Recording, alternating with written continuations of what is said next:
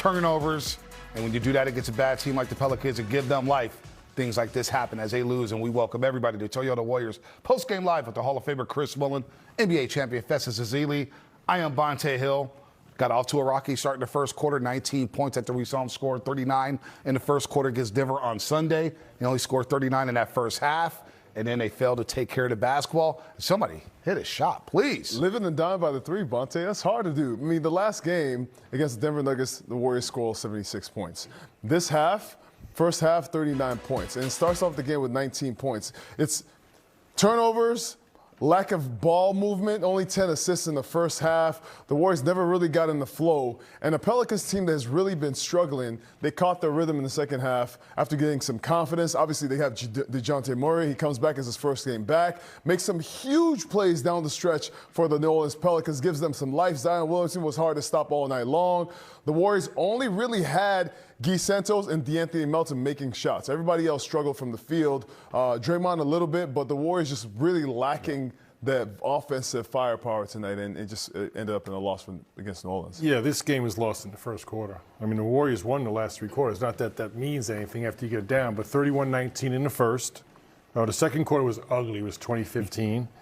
And then 33-31, 37-36 in that fourth quarter. But like you said, about a team that's struggling like New Orleans, you don't want to give them easy points. So the two things that stuck out to me was fast break, 20-4. That's a -16. That's easy baskets that they're usually not going to get. You get them in the half court. They struggle to shoot the three. Their field goal percentage is down. If you can defensive rebound, those are possessions you get out and score easy. Then the bench, which the Warriors are the number 2 bench in the league, it's 45-26. It's a huge number. So you've got to give credit to New Orleans Pelicans. If they're going to win games, it's going to be at home. They kept it close. But that first quarter, and you've been saying that, Bonte, the starts, I think moving forward, they're going to have to figure out what the best starting lineup is to get off to a good start. Then you can support that. Yep. You can have a great bench, but you don't want your bench bailing your starters out.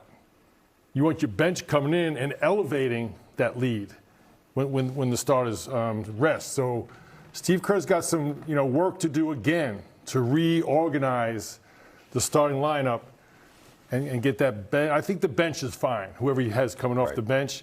But this is a first quarter league. It says a lot in the NBA. Yep. You dictate how the game's going to be played, style of play. You get feeling good about yourself, or the flip side. You let the opponent dictate those things.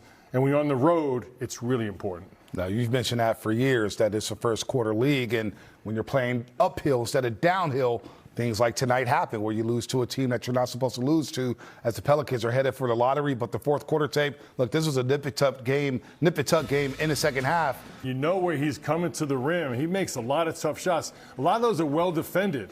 But you said about he's got the unique ability to finish through contact. Nice Brazilian boogie there by Guy Santos. Guy Santos with a double-double tonight, 15 points, 12 rebounds. Melton got going late in that fourth quarter, trying to carry the Warriors. 13 fourth quarter points, 13 of his 28 in the fourth quarter. But a key play right here, tough finish by Sadiq Bey. Crazy. That was nasty, Fezzi. Right hand baseline, a little scoop off the glass. Bonte, what and one?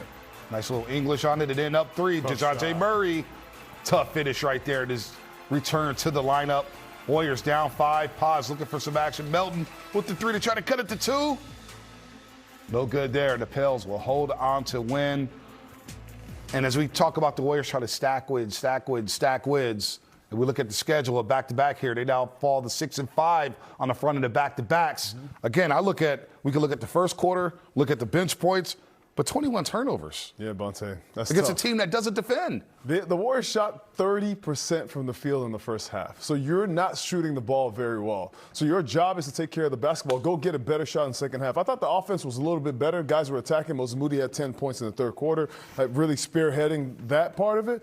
But 21 turnovers, it's tough to get back from, especially when you're shooting 40% from the field. You only make 10 threes. 21 assists for the Warriors.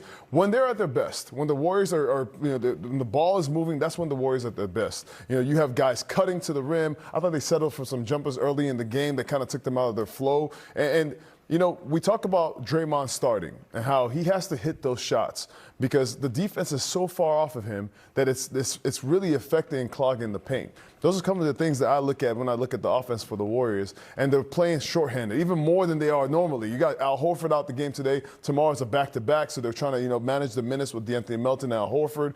And so the Warriors are going to have to figure out how to get to a better start than they did tonight. Yeah, I thought the Warriors were fortunate tonight. They had 21 turnovers. New Orleans had 17, but points off turns were tied at 18. Yep. So they really didn't capitalize. But I think more importantly, it takes the rhythm and flow out of the game. That's 21 possessions where you're not finding a good shot and developing some rhythm and flow, even if you miss the shot. But you have to get a shot. So those turnovers are really costly. And the other thing, too, is with guys not playing, and I say this a few times already, this new NBA, they don't run plays. Everything's spread five, and you're kind of reading off each other. But when you're not playing consistently together, it's hard to find them. I think that's where those turnovers come from. You're not very familiar with each other. Tonight, without Al Horford, without Steph, obviously, and Porzingis, those are three major players for this team moving forward. So it's almost like they're buying time till those guys get back, and then you have to figure out what that rotation is. Because I'm assuming those three guys are going to be a big part of any push this team looks to make moving forward. Take a look at the first half stats from Sunday and tonight. Look, they were locked and loaded against Denver. That was a season high, 76 first half points, Fezzi. They made a season high 15 threes in that first half to set the tone in that game. They were up 39-27. They were rolling offensively. Well, tonight it was a complete opposite. 39 points in the first half. You see the shooting numbers there. The efficiency was just not there. And the turnovers, 5 more turnovers in that first half tonight as opposed to what they did on Sunday against the Nuggets with just 7. Yeah, but this is a make-or-miss league, right? If you don't make shots, especially for this small ball lineup that the Warriors put out right now, it's going to be a long night. You have to depend, and they do so much on the three-point line. They depend on guys like Moses Moody and Guy Santos and Pat Spencer and Brandon Podziemski coming off the bench hitting those shots. Even Will Richard, this is one of his first scoreless nights in a long time, I think. He didn't take a shot. He didn't take a shot. So for the Warriors, this is less about New Orleans because this is not a great defensive team. I think it was more about the Warriors and really, turning the ball over, losing their composure a little bit, and just getting out of rhythm offensively. And Millie, I look at the first quarter from Sunday. They shoot 56% from the floor, 47% from the three-point line, 13 assists, only 3 turnovers. They scored at 39. Tonight, they're 8-25 in the first quarter, 3-10 from 3, 6 turnovers in the opening 12 minutes to score just 19 points. Yeah, and once again, those turnovers take the rhythm and flow out of the game. And look, the Warriors got 97 shots. That's more than enough shots. I thought in the first quarter and in the first half, they missed a lot of wide-open shots, and I think that had an effect on them moving forward. They weren't confident in shooting those same shots. All of a sudden, you pass up a good shot, you kind of dribble into traffic. Sometimes the first available shot is the best shot. You have to have confidence to shoot that. And Fezzi mentioned Zion and definitely DeAndre Jordan. Bonte, they were below the restricted area in the half-court offense. So whether it be Draymond, anyone on the perimeter, those shots were available. And it's hard to, there's an old saying, a shot created must be taken.